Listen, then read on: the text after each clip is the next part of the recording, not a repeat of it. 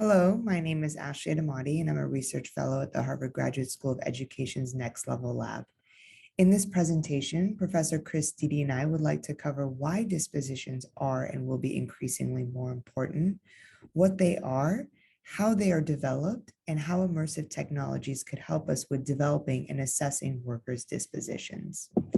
Now, take a minute to think about a time where you had the skills for something but didn't apply it when the situation called for it. What was going on at that moment?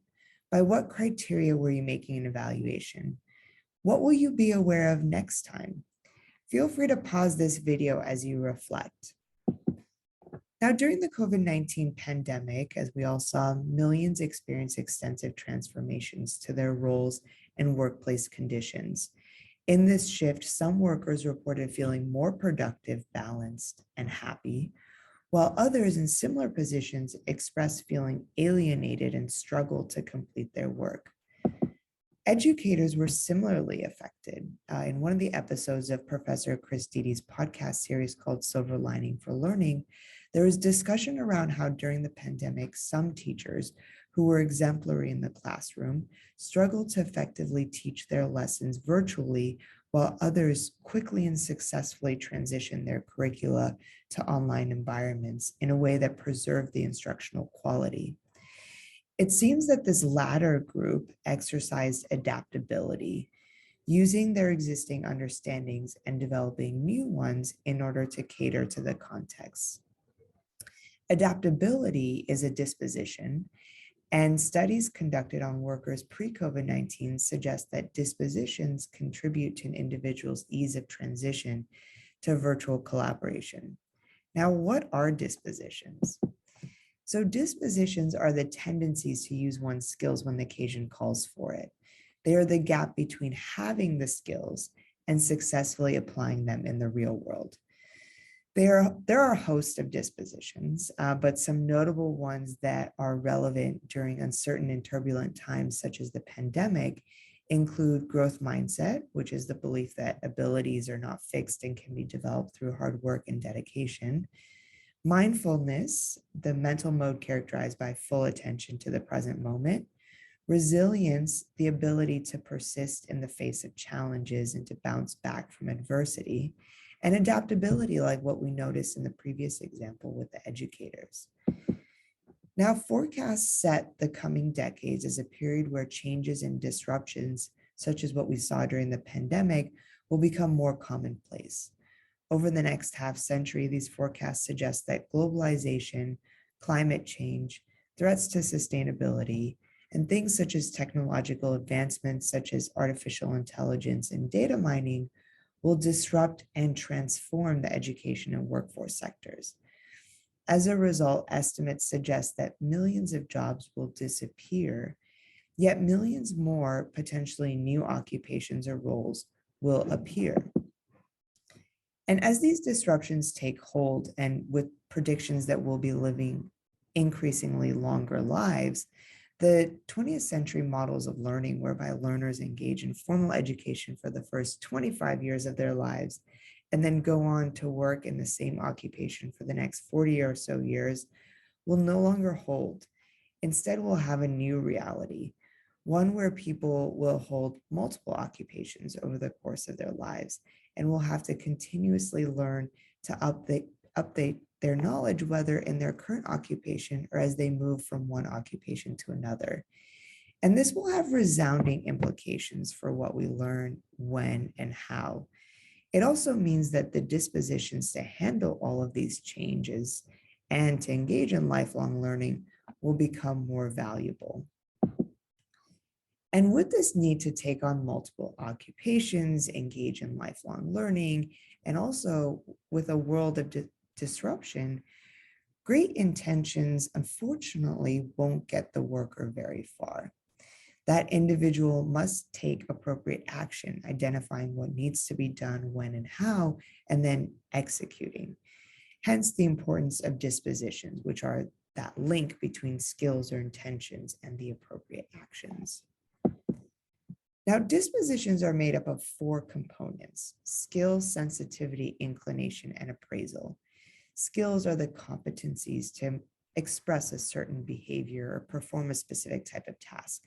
Sensitivity is the probability of noticing occasions to engage in that behavior. And then inclination is the intention to engage in that behavior. And lastly, appraisal is an understanding of how much of that behavior is appropriate for a particular situation. And all of these components must be present for disposition to be successfully expressed. Now, dispositions can also be helpful or hurtful. So take, for example, a person may have skills in negotiation, but a disposition to apply those skills only when in an academic environment. Or they might have the skills for flexibility, but be too indecisive when a situation calls for a response. And there are three distinctions between skills and dispositions that I think are critical to highlight. First, dispositions take time to practice and develop.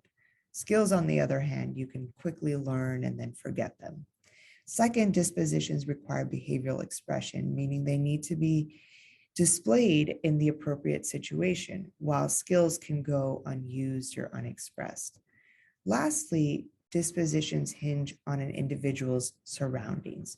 So while skills are something you have or you don't, dispositions can be triggered, obstructed, or enhanced by external factors such as interventions in workplace culture.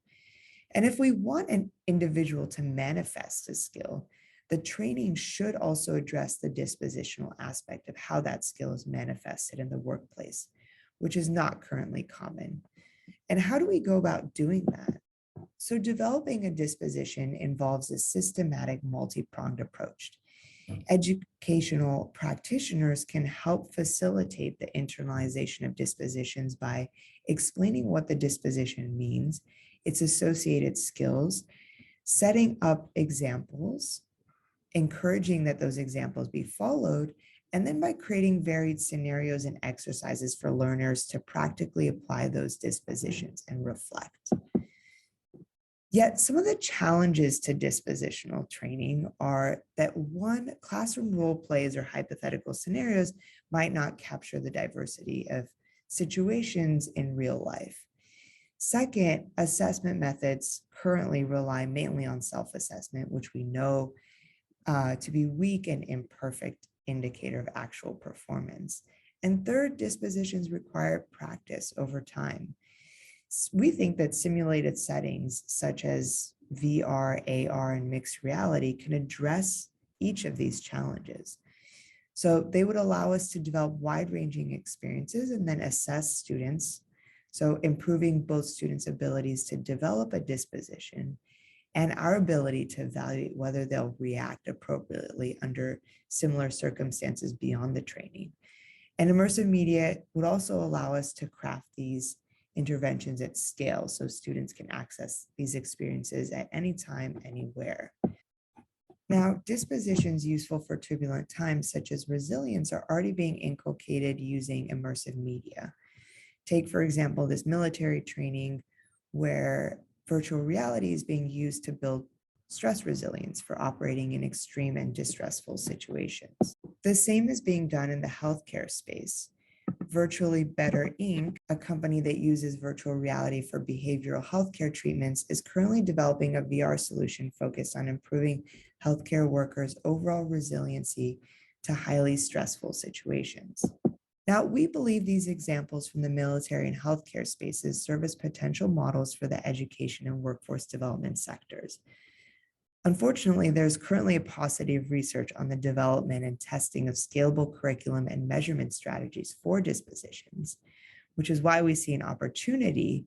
And we think that the affordances of immersive media can be harnessed to study how we can develop and hone dispositions that will support learners and workers in an uncertain and turbulent world. Thank you for listening to this presentation. We'd also like to thank collaborators and colleagues at the Next Level Lab for their contributions to this work. For any inquiries or potential collaborations, please feel free to reach out to Professor Chris Dede. We look forward to discussing this topic with you during the live session.